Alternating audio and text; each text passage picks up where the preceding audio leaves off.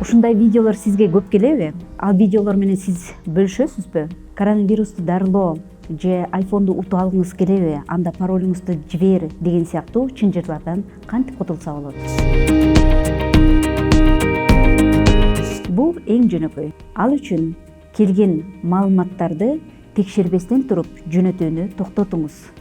Фейк менен күрөшүүнүн эң сонун ыкмасы мына ушул болуп эсептелинет. Бузук телефон оюнун баарыңыздар эле билсеңиздер керек.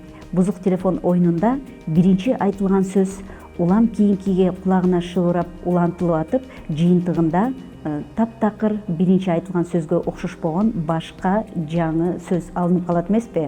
Соц тармактарда, мессенджерлерде дагы жаңылыктардын тарашы мына ушул бузук телефон сыяктуу таратылат. Бирок бузук телефону оюнунда, оюнун жыйынтыгында баштапкы сөз эмне экендигин биле ала турган болсок, ал эми соц тармактарда тараган жаңылыктардын жыйынтыгын гана көрүп, башында ал маалымат чындыгында кандай болгон экендигин биз айта албайбыз.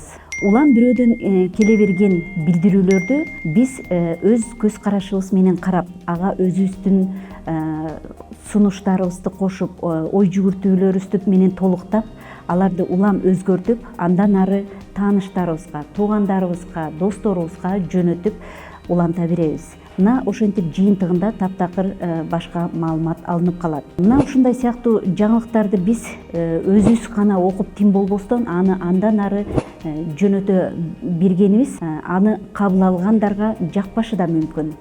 Эгер ошончолук эле жаңылык менен бөлүшкүңүз келип жатабы, анда эң биринчи кезекте ал жаңылыкты маалымат булактарынан текшерүүнү унутпаңыз. Себеби дегенде маалымат булактары жаңылыктарды калкты жаңылыктар менен камсыздоого милдеттүү жана алар өздөрүнүн жарыялаган жаңылыктары үчүн дагы жоопкерчиликтүү.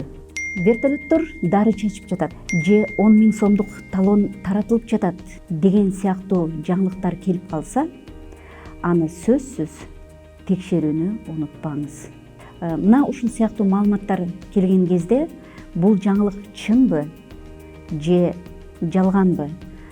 Чыныгы маалымат булактарынан аны текшерип, тастыктагандан кийин гана башкаларга жөнөтө берсеңиз болот.